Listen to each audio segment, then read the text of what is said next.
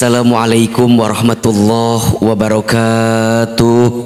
Baik, pagi ini Ahilman coba akan berbagi tentang satu tema yang dekat dengan kehidupan kita. Judulnya adalah agar lebih tenang dalam urusan rezeki. Baik, ayah bunda, ada setidaknya ada 4 konsep atau 4 prinsip tentang urusan rezeki yang harus kita fahami dan yakini. 1. Rezeki itu sudah dijamin oleh Allah. Ahilman ulangi, rezeki itu sudah dijamin oleh Allah. Quran surat Hud ayat 6. A'udzubillahi minasyaitonirrajim. Bismillahirrahmanirrahim. Perhatikan dengan iman ya. Wa ma min dzabbatin fil ardi illa 'alallahi rizquha wa ya'lamu mustaqarraha wa mustawda'aha kullun fi kitabim mubin. Artinya, wa ma min dzabbatin fil ardi illa 'alallahi rizquha, dan tidak ada makhluk yang melata pun, ya, dia bergerak di muka bumi, dia hidup di muka bumi, illa kecuali 'alallahi rizquha, dijamin oleh Allah rizkinya. Jelas ya. Dalam ayat ini Allah subhanahu wa ta'ala menggunakan subjeknya makhluk yang melata. Jadi bahasa gampangnya begini, makhluk yang melata saja gitu ya. Makhluk yang melata saja, selama dia hidup di muka bumi, Allah jamin rizkinya. Apalagi kita manusia. Makhluk yang melata aja dijamin oleh Allah rizkinya, apalagi kita manusia yang tidak melata. Apalagi kita manusia yang diciptakan oleh Allah dengan bentuk yang paling sempurna. Kan begitu. Laqad khalaqnal insana fi ahsani taqwim, sungguh kami telah menciptakan manusia dalam bentuk yang paling sempurna. Tuh, sempurna kita manusia, mohon maaf, makhluk yang melata saja Allah sudah jamin rezekinya. Artinya gimana Ahilman? Berarti kalau sampai hari ini, sampai saat ini kita masih diberikan kehidupan oleh Allah, kita masih bisa bernafas, kita masih bisa membuka mata, kita masih bisa menghembuskan nafas, jantung kita masih berdetak, berarti di saat yang bersamaan masih ada jatah rezeki untuk kita. Jelas? Bahkan Nabi SAW menegaskan dalam sabdanya, ya ayyuhan nas, wahai manusia, inna ahadakum lan yamuta hatta yastakmila rizqahu, sesungguhnya antara kamu sekalian tidak akan pernah mati, tidak akan pernah wafat sehingga sempurna rezekinya. Jadi gimana Ustadz? Kalau sekarang kita masih hidup, berarti masih ada rezeki atau tidak untuk kita? Masih ada rezeki atau tidak? Masih. Jadi untuk apa kita mengkhawatirkan sesuatu yang sudah dijamin? Coba ibu bapak mikirin yang sudah dijamin, puyeng nggak kira-kira? Ya puyeng, orang udah dijamin, kalem aja, tenang aja. Ngapain kita mengkhawatirkan yang sudah dijamin? Yang kita khawatirkan itu jangan yang sudah dijamin, khawatirkan yang belum dijamin. Apa itu Ustadz? Punten, keberkahan rizkinya. Kan rizki berkah belum dijamin, betul nggak? Rizki itu jadi amal soleh atau bukan, itu belum dijamin. Dengan Allah berikan rizki, kita bersyukur atau tidak, itu belum dijamin. Tapi kalau rizkinya sudah dijamin oleh Allah. Jelas sampai di sini? Jelas. Jadi kalau sekarang ini kita masih hidup, kita masih bisa bernafas, kita masih ada di sini, maka tolong pastikan di hati kita Allah masih jatahkan rizki untuk kita.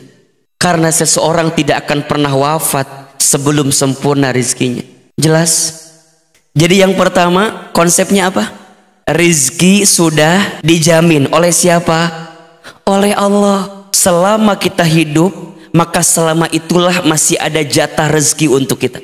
Makanya nanti punten mohon maaf ya, bunda sayang, kalau ada suami bunda yang bilang ke bunda, papa mangus awah rezekina, udah nggak ada rezekinya, bunda bilang, kata Ahilman juga pak, kalau bapak masih hidup berarti masih ada rezeki. Jadi gimana Ustadz semangat dengan hidup ini? Ini yang pertama. Terus yang gimana kedua Ustadz konsepnya? Walaupun rizki sudah dijamin, konsep yang kedua, rizki harus dijemput. Apa yang kedua? Rizki harus dijemput. Kenapa Ahilman menyampaikan dijemput? Kenapa kalimatnya nggak dicari?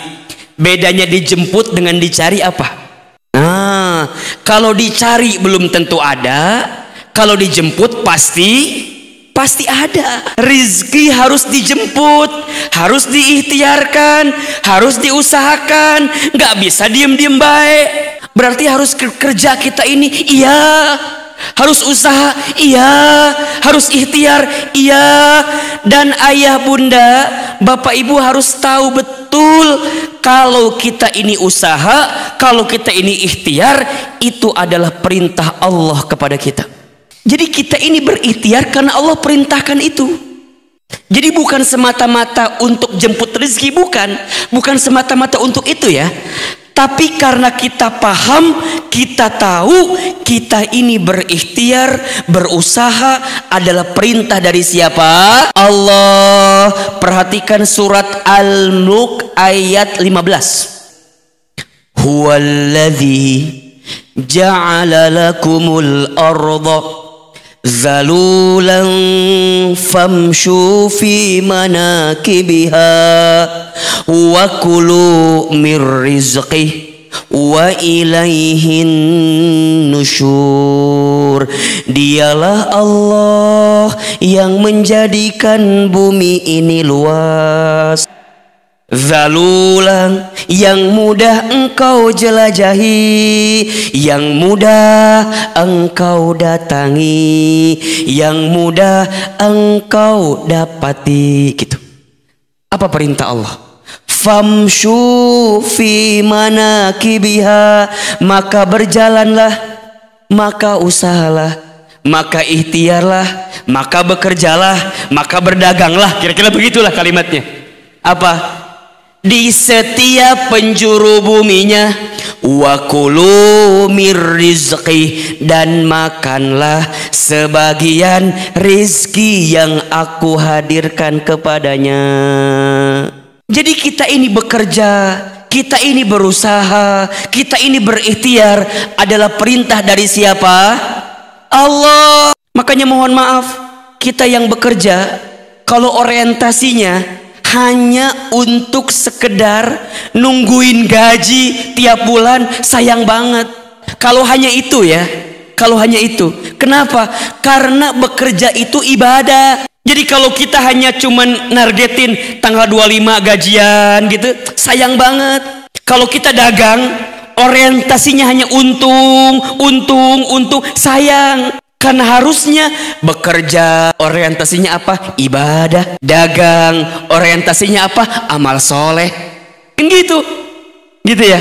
Ikhtiar orientasinya apa? Dakwah. Kalaupun kita nggak dapat urusan dunianya, kita dapat pahalanya pak.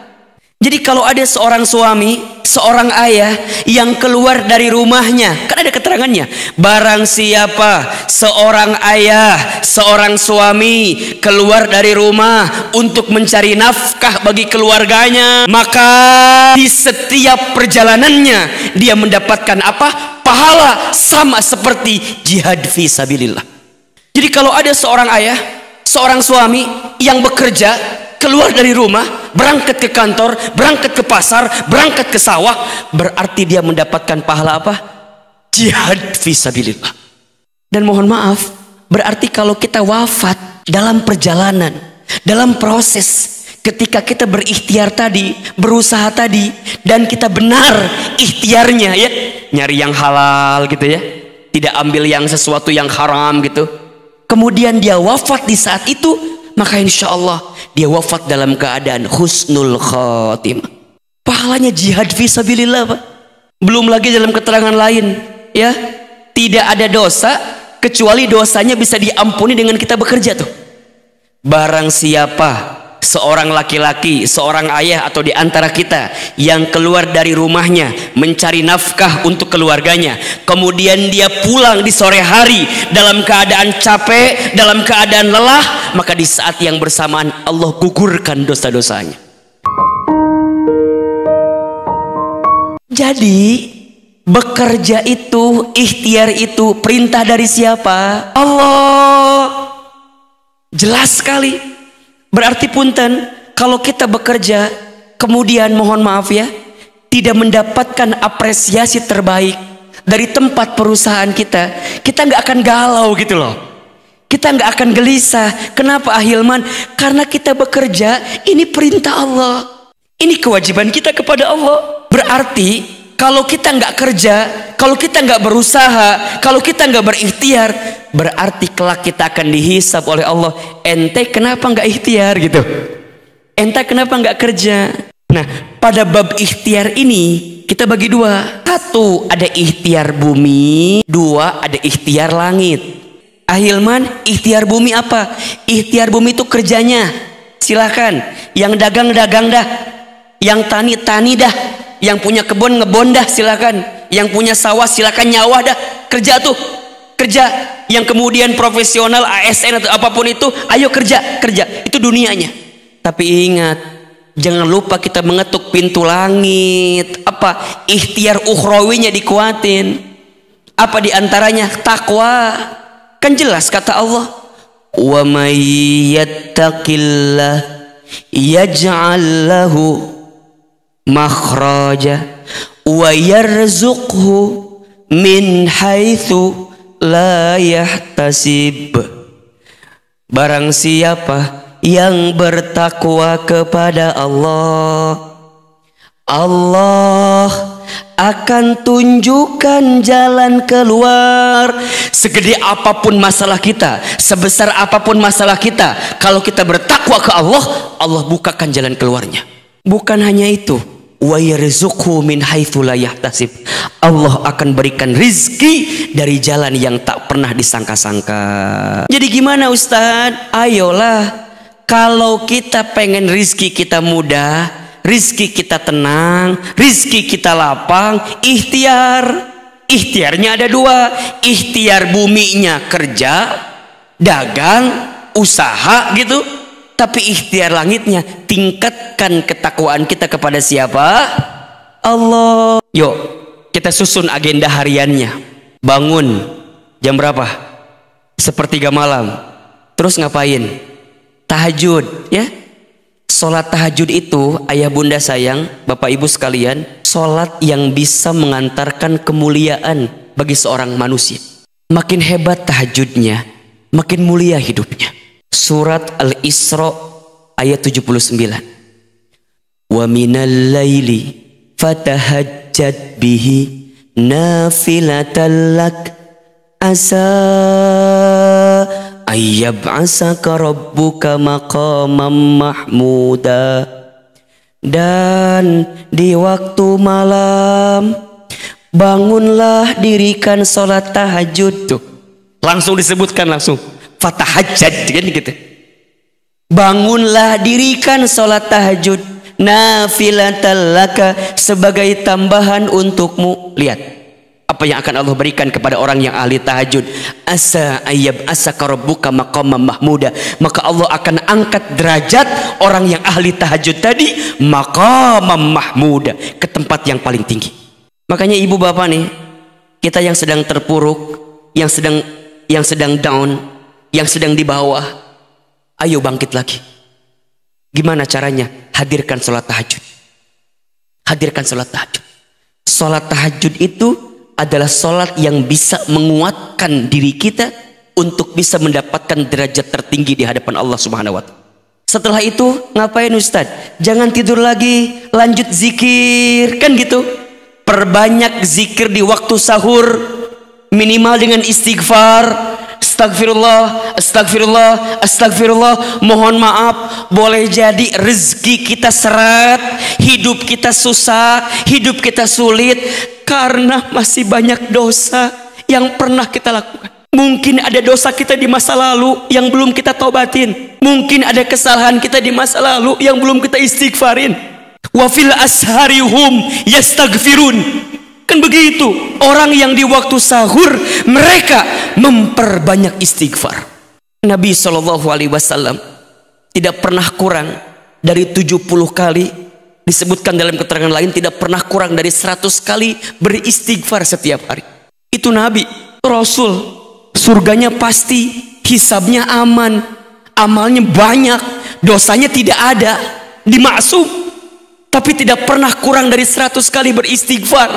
Kita siapa? Kita Nabi bukan, Rasul bukan, surga belum jelas, hisab masih menegangkan, amal dikit, dosa banyak. Kita masih belum mau istighfar. Allahu Akbar. Ayo perbanyak istighfar di waktu sahur.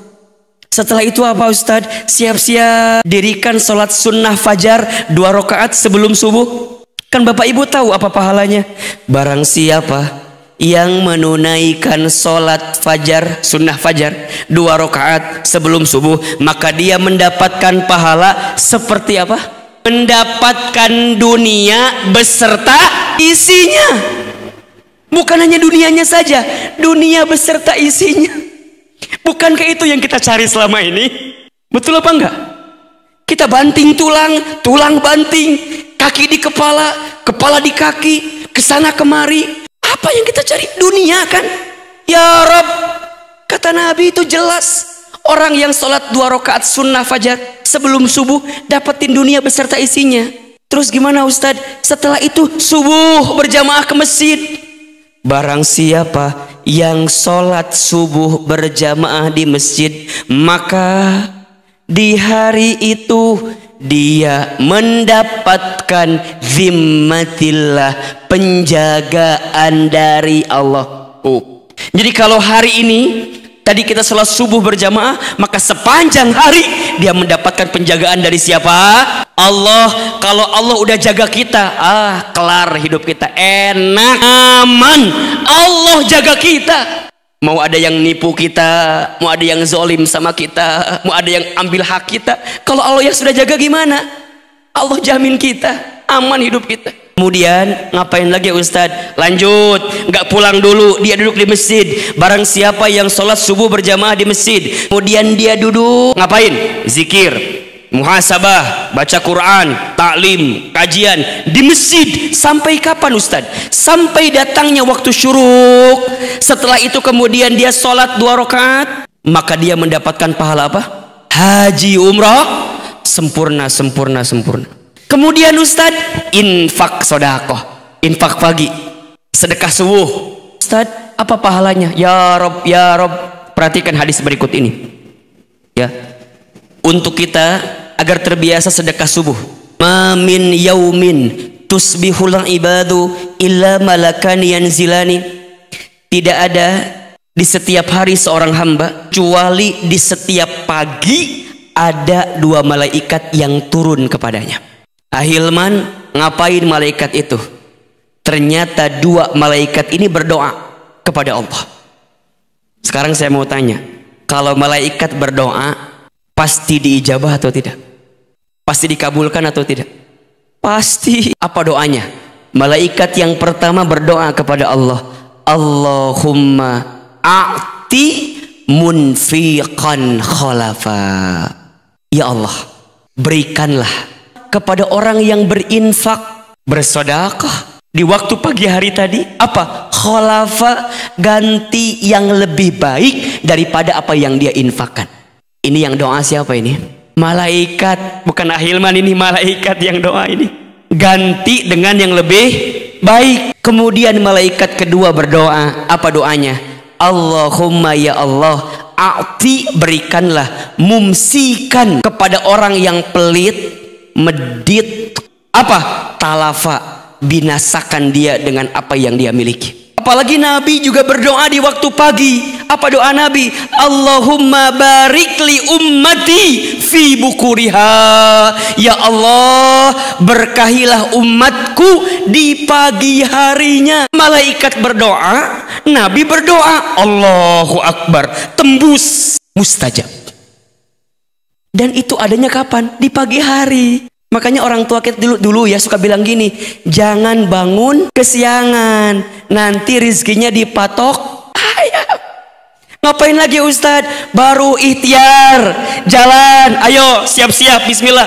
Yang kantor berangkat ke kantor, ya. Yang dagang siapin lapaknya, bismillah. Awalnya kita udah nyiapin ikhtiar langitnya dulu kan. Coba dari tahajud, istighfar, salat fajar 2 rakaat sebelum subuh, salat subuh, kemudian isyraq, kemudian infak sedekah. Masa sih rizkinya nggak ada? Ya nggak? Kemudian apa? Duha, salat duha. Barang siapa yang tidak meninggalkan 4 rakaat salat duha, maka Allah akan cukupkan kebutuhannya. Cukup kebutuhannya. Kita nggak usah minta banyak lah, minta cukup aja. Betul? Bangun rumah cukup, renovasi rumah cukup, ganti mobil cukup, nambah kendaraan cukup, beli ruko cukup, haji umroh cukup. Cukup, minta yang cukup. Kan itu yang kita minta sama Allah, betul nggak? Karena banyak orang yang berlimpah tapi nggak cukup hatinya. Banyak orang yang punya segalanya tapi nggak cukup. Tapi ada orang yang mungkin dikit-dikit aja, gajinya nggak gede Ustadz, tapi cukup gitu. Allahu Akbar, cukup, itu kebahagiaan. Maka ayo duha, jangan sampai lupa sholat duha itu. Kalau mau kita sempurnakan 12 rakaat kan, barang siapa yang sholat duha 2 rakaat, maka kelak dia dibangunkan istana di mana? Di surga. Dalam duha kita sering doakan setelah duha apa? Allahumma inna duha'a duha'uka wal baha'a baha'uka wal jamala jamaluka wal quwwata quwwatuka wal qudrata qudratuka wal ismata ismatuka. Lanjut doanya. Allahumma in kana rizqi fis samai fa'anzilhu wa in kana fil ardi fa'akhrijhu wa in kana haraman fatahhirhu wa in kana mu'assiran fayassirhu wa in kana ba'idan faqarribhu. Ma ataita ya Allah fi ibadikas solihin.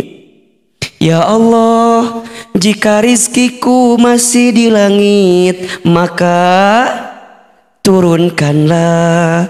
Jika rizkiku masih di bumi, maka keluarkanlah. Jika rizkiku masih haram, maka sucikanlah. Jika masih sulit, mudahkanlah. Jika masih jauh, dekatkanlah. Ya Allah, berikan kami rizki sebagaimana Engkau berikan kepada hambamu yang soleh. Nikmat apa enggak? Nikmat apa enggak? Ayo, rizki itu harus dijemput. Ayah bunda sayang, kondisi saat ini membutuhkan kita, ya, mengistirahatkan otak, menghidupkan hati katanya. Iya enggak? Sekarang kan serba nggak nentu Pak, betul nggak sih? Dipikir pakai logika makin nggak nyambung. Jadi gimana? Kita butuh kedekatan dengan Allah yang kuat Pak, beneran, beneran. Doa kita harus makin kenceng Bu sekarang mah, betul apa enggak? Ya, amal kita harus makin banyak Pak. Bentuk kita ngundang rizki, Allah tuh datang ke kita gitu loh. Kita ngandelin usaha kita semata, capek yang ada Pak. Capek nggak kira-kira? Capek, iya kan? Ngandelin strategi A, B, C, D, stres Pak, stres. Kita butuh strategi langit kayaknya sekarang itu. Ya, Allah yang bisa menggerakkan semuanya ini. Kan kita jelas, yakin kan? Yang ngasih rizki siapa? Siapa? Yang ngatur rizki kita siapa? Yang menghidupkan siapa? Yang mematikan siapa? Allah. Maka catatannya adalah Jangan sampai ikhtiar kita menjemput rezeki melupakan kita kepada Allah Sang Maha Pemberi rezeki, gitu loh maksudnya. Jangan sampai kesibukan kita menjemput rezeki membuat kita lupa dan lalai kepada Allah Sang Maha Pemberi rezeki. Contoh ya, sholat aja Pak, sholat aja. Ini pesan dari Ahilman ya. Bapak Ibu, ayah bunda jamaah, jangan sampai meninggalkan sholat ya. Sholat itu indikator kebaikan seseorang. Makin baik sholatnya, baik semua amalnya. Dan sholat itu adalah amalan yang akan dihisab ketika nanti hari kiamat pertama kali. Sesungguhnya perkara pertama yang akan dihisab ketika nanti hari kiamat adalah sholat. Jika benar sholatnya, benar semua amalnya. Jika buruk sholatnya, buruk seluruh amalnya. Termasuk Bapak Ibu, sholat itu indikator kebaikan rezeki kita. Sholatnya benar, rezekinya lancar dah. Buka surat Toha ayat 132. Kata Allah, wa'mur ahlaka bis sholat, dan perintahkanlah keluargamu untuk sholat, dan bersabar-sabarlah dalam sholat itu. Apa kata Allah? Kalau sholatnya udah benar, sholatnya udah bagus, sholatnya udah baik gitu, jangan pernah bertanya tentang rezeki gitu. Jangan pernah khawatir tentang rezeki. Kenapa? Nahnu narzuquka, kami yang akan menjamin rezekimu, kata Allah. Wal akibatu littaqwa, karena itu akibat ketakwaan engkau kepadaku, kata Allah. Jadi sebenarnya yang butuh sholat itu kita atau Allah? Kita. Allah tidak butuh ibadah kita Pak. Allah tidak butuh sholat kita. Kita yang butuh dengan sholat kita. Makanya perhatikan ya, kalau dalam sholat kita baca Fatihah, Fatihah itu kan kalau kita bedah lebih mendalam, itu kan curhatan seorang hamba kepada Tuhannya gitu. Ya kan? Komunikasi kita ke Allah itu. Coba dari bacaan pertama tuh, Bismillahirrahmanirrahim. Apa artinya? Dengan menyebut namamu ya Allah yang maha pengasih lagi maha penyayang. Berarti di saat itu kita mengikrarkan diri kita, ya Allah, tidak ada yang paling sayang kepada hamba kecuali siapa? Allah. Tidak ada yang paling mengasihi hamba kecuali siapa? Allah. Berarti di saat yang bersamaan, kalau ada di antara bapak ibu yang bekerja kemudian kecewa dengan perusahaannya, kecewa dengan tempat bekerjanya, jangan kecewa, kata Allah. Bukankah kita baca ketika sholat, oke, orang bisa mengecewakanku, oke, perusahaan bisa menyakitiku, oke, semua bisa melukaiku, tapi aku yakin Allah tidak akan pernah menyakitiku, Allah tidak akan pernah melukaiku, Allah tidak akan pernah menzalimiku. Kenapa? Ar-Rahmanir Rahim, Allah yang maha pengasih lagi maha penyayang. Jadi kalau ibu punya rumah tangga, kemudian ibu ngerasa di rumah tangga ini suami nguji kita, kita sakit dengan keadaan suami itu misalnya, ibu nggak akan kecewa karena ibu punya Allah yang maha pengasih lagi maha penyayang. Kemudian kita baca lagi, Alhamdulillahi Rabbil Alamin, segala puji bagimu ya Allah, Tuhan semesta alam. Berarti di saat itu kita bilang apa sama Allah? Ya Allah, hari ini hamba ada, ini karenamu ya Allah. Tidak berhak ada yang dipuji kecuali siapa? Allah. Berarti mengajarkan kita untuk tidak apa? Untuk tidak sombong. Yang punya jabatan jangan sombong, yang punya kedudukan jangan sombong, yang punya harta jangan sombong. Kenapa? Kecil kita di hadapan Allah, Allah yang maha besar. Berarti saat kita baca Fatihah sedang menundukkan apa? Menundukkan kesombongan kita kan. Ar-Rahmanir Rahim, Maliki Yaumiddin. Nih, lihat kalimat ini. Iyyaka na'budu wa iyyaka nasta'in. Ya Allah, hanya kepadamulah aku menyembah dan hanya kepadamulah aku meminta pertolongan.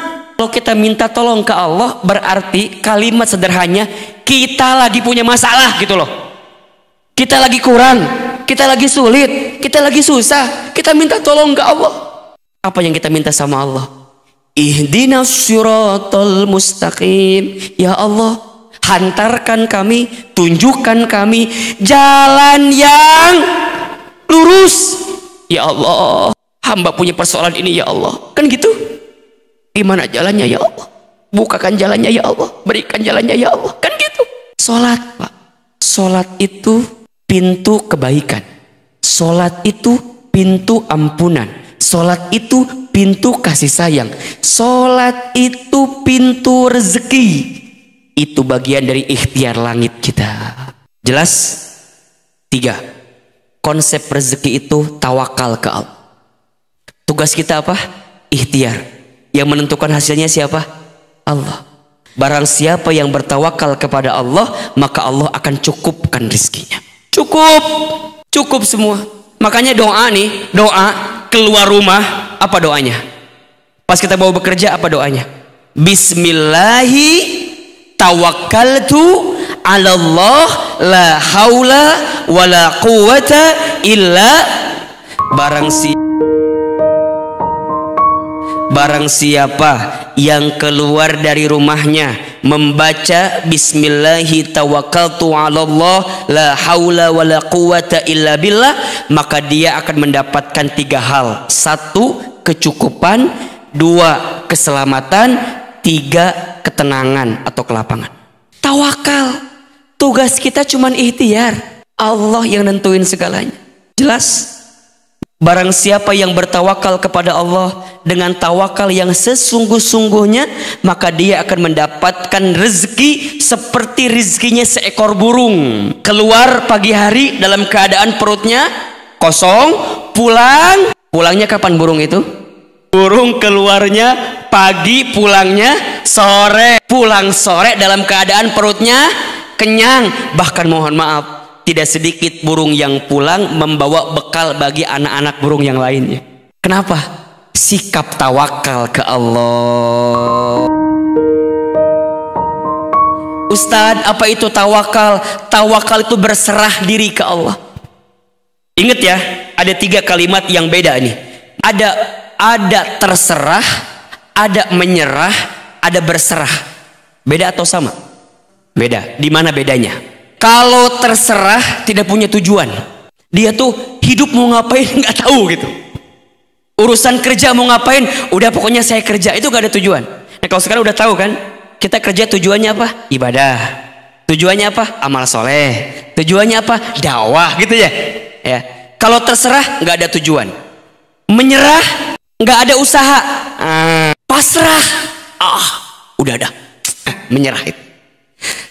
Kalau berserah, tujuannya ada, usahanya ada, hasilnya dia serahkan kepada siapa?